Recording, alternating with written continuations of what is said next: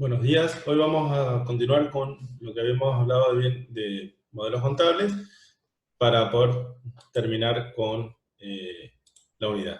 Bien, habíamos planteado el tema de los modelos contables como un intento por parte de la contabilidad de presentar una realidad compleja, en este caso la patrimonial. Aquellos modelos contables que nosotros íbamos a estudiar estaban básicamente definidos por distintas variables. Dijimos algunas de tipo cualitativo y otras de tipo cuantitativo. En esta materia, y en contabilidad 4, vamos a analizar las variables de tipo cuantitativo, es decir, aquellas relacionadas con la cuantificación del patrimonio y la medición de los cambios. ¿Cuáles son esas variables? Las clásicas y las que se encuentran en toda la bibliografía son aquellas que hablan de la cuantificación de los distintos componentes del patrimonio, es decir, de las reglas de medición de activos y pasivos, que dijimos también que a partir de ellas se decanta toda la medición del resto de los componentes del patrimonio. Sería una de las facetas que definen cuantitativamente un modelo contable. En segundo lugar, también lo vimos en la unidad 2, es la definición de cómo considero la unidad de cuenta o la unidad de medida. Sabemos que es la moneda de curso legal, pero bueno, distintas formas de entenderla, ya sea la moneda constante, es decir, aquella moneda de poder adquisitivo homogéneo, y, o mejor dicho, la moneda heterogénea o la moneda de distinto poder adquisitivo. Y en tercer lugar, otro aspecto que define cuantitativamente un modelo contable es cómo uno entiende el concepto de ganancia en cuanto al patrimonio, o cómo se define el concepto de ganancia. Bien, esos tres aspectos son los que vamos a estudiar en la unidad 3, algunos ya, como ustedes verán, los estudiamos en la unidad 2, sobre todo los relacionados con la unidad de medición contable, y bueno, para cerrar en esta unidad, estos aspectos que nos van a permitir crear o establecer distintos modelos contables. ¿Qué sería esto? Distintas formas de entender esa realidad compleja que es la realidad patrimonial. Bien, avancemos. Una especie de resumen que podemos dar en cuanto a las distintas opciones que se presentan dentro de este menú de aspectos que define cuantitativamente el modelo es la que estamos viendo en esta filmina, que es la que plantea las distintas unidades de medida, en primer lugar. En segundo lugar, la definición del concepto o el capital a mantener. Y en tercer lugar, los criterios de medición patrimonial.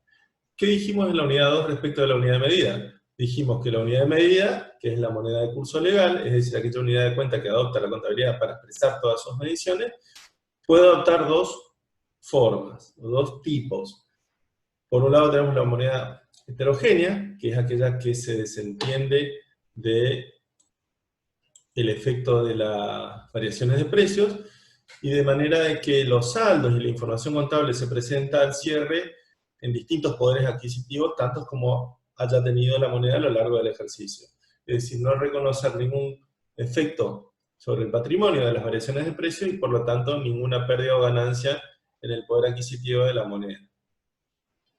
Por el contrario, podemos hablar de la moneda homogénea, que es la que se obtiene luego de reexpresar los estados contables, como veíamos en la unidad 2, a partir de la aplicación de la resolución técnica 6, y por lo tanto expresar todas las mediciones del patrimonio en un único poder adquisitivo, que es el poder adquisitivo o el equivalente al que tiene la moneda a fecha de cierre. Y además, cuantificar ese efecto que generan las variaciones de precios sobre el patrimonio, es decir, reconociendo la pérdida o la ganancia de poder adquisitivo de la moneda. Bien, si nosotros de alguna manera jugamos con esto como si fuese una perilla de luz y decimos, bueno, a ver qué pasa con la información contable si ponemos la perilla en un punto en moneda heterogénea o después la pasamos a moneda homogénea, ¿qué va a pasar? En un punto los estados contables van a presentar saldos históricos y en otro punto saldos ajustados o corregidos por inflación. De manera que la cuantificación tanto del activo como del pasivo va a variar. Quiere decir que jugar con este elemento de los modelos contables, que definen los modelos contables, va a alterar la cuantificación tanto de activo y pasivo, por lo tanto del patrimonio neto. ¿Qué va a cambiar dentro del patrimonio neto? Todo. La composición del capital, o de los aportes, y la composición de los resultados, por su inclusión o no del efecto de las variaciones de precios sobre el patrimonio. Bien, pasando a lo siguiente, que es el concepto de capital a mantener, en donde nosotros vamos a ver, o lo dijimos en realidad en la clase pasada, que es aquello que nos permite entender cómo se divide internamente el patrimonio neto, pasa por qué se entiende como lo que han aportado los socios. Y a partir de cómo defino ese aporte de los socios, bueno, lo que me complemente en el patrimonio neto van a ser los resultados acumulados. Quiere decir que de acuerdo a cómo uno defina el patrimonio, mejor dicho, cómo define el capital, que es aquello que han aportado los socios, lo que me sobre van a ser resultados o bien ganancias. ¿Cuáles son las dos acepciones que se entienden del concepto de capital? En primer lugar vamos a hablar del capital financiero. ¿Qué se entiende por el capital financiero? Algo que lo podemos relacionar con una cuestión dineraria, si se quiere, para diferenciarlo del capital físico. Pasa por la definición de cómo entender los aportes societarios. Entonces, cuando hablamos del capital financiero, y ahora lo vamos a repasar, vendría a ser a la medición en términos financieros de todos aquellos aportes societarios. Obviamente que los aportes de los socios pueden realizarse en bienes o en dinero. Es decir, hay aportes dinerarios y no dinerarios. Bueno, ¿qué es lo que hay que hacer? Hay que traducir todos esos aportes a través de tasaciones, mediciones, a dinero.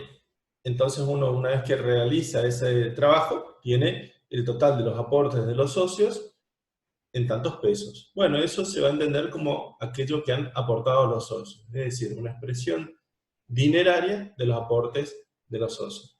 Una cuestión importante que después vamos a necesitar entender un poco más es que cuando un socio hace un aporte, ya sea que lo haga en dinero o en otros bienes, lo hace en determinado momento y a un determinado poder adquisitivo. ¿Qué quiere decir? Que cuando el socio hace esa transferencia patrimonial de su aporte, pasando bienes de su patrimonio personal al patrimonio social, de alguna manera, y tengamos en cuenta eso, está transfiriendo un poder adquisitivo.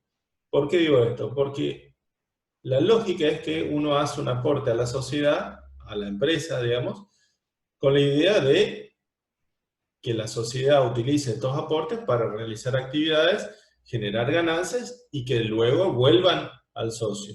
Pero va a existir algún momento en el futuro en donde esa sociedad va a haber cumplido, o se va a entender que cumplió con su finalidad, se va a disolver y ese aporte que hizo el socio de nuevo va a volver a su patrimonio personal. Ahora bien, ¿cómo deberían considerarse esos aportes? Siendo que esto puede ocurrir mucho tiempo después, es decir, mucho tiempo después de que el socio hizo su aporte. Bueno, la idea es que ese aporte sea considerado en términos de poder adquisitivo, es decir, si un socio entre que ingresa a un patrimonio y sale, pasan años, bueno, la idea es que cuando se retire, la sociedad le considere esos aportes en términos de poder adquisitivo, porque de lo contrario lo que se estaría haciendo es licuando el poder adquisitivo del socio entre que hizo el aporte y entre que lo retira. Bien. El otro, digamos, la otra acepción del capital o mantenimiento del capital es la que habla del capital físico, en donde acá no tenemos en cuenta la cantidad de dinero que representan los aportes de los socios, o mejor dicho, no tenemos en cuenta una tasación dineraria de esos aportes, sino lo que hacemos es tener en cuenta una capacidad productiva, que queda definida por los aportes de los socios. Ahora bien, como en contabilidad todo se mide en moneda, es como que tenemos que hacer un pasito más. Es decir, convertir los bienes que aportan los socios a una magnitud que lo voy a expresar en términos productivos. Unidades a producir, unidades de servicios a prestar, cantidades de producto que voy a vender, etc. Algo que defina en términos productivos lo que voy a hacer. ¿Sí? Entonces, una vez que yo defino eso, y entendiendo que los socios van a aportar distintos tipos de bienes, lo que hago es convertir esos aportes a cantidad de bienes o servicios a prestar o a distribuir en un periodo dado. Entonces lo que hago es definir una cantidad productiva del aporte de los propietarios.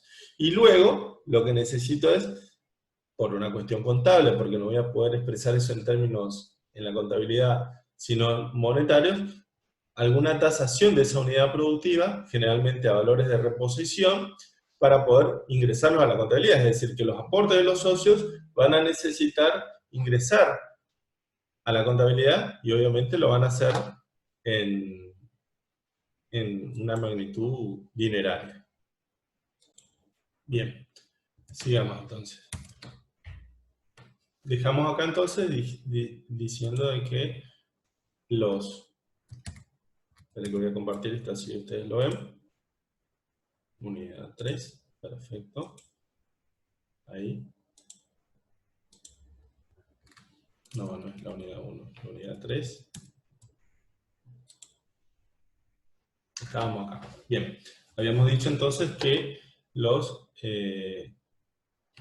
criterios de mantenimiento del capital podían ser financieros o físicos. Y en cuanto a los criterios de medición, que fue lo que hablamos en la unidad 1, ¿se acuerdan cuando hablábamos de la cuantificación del patrimonio? Y cómo interpretábamos esa realidad de medir, cuando yo digo con qué tanta vigencia o qué tanta vigencia le quiero dar a la información respecto del patrimonio, pusimos como ejemplo dos tipos de mediciones, aquellas que utilicen valores del pasado o costos históricos, o mediciones que utilicen valores del presente, entendiendo como tal la utilización de costos corrientes. ¿En qué cambia? Cambia en que digamos, la realidad que considero para cuantificar el patrimonio. Pongo como un ejemplo, si yo quiero cuantificar un rubro como las mercaderías que fueron parte del rubro de bienes de cambio, puedo decir, bueno, las cuantifico por su costo histórico, en cuyo caso voy a estar considerando una realidad del momento en que se adquieren. Porque ¿cuál es el costo histórico? El costo histórico es lo que representa adquirir esa mercadería en el momento de su compra. Entonces eso va a reflejar ese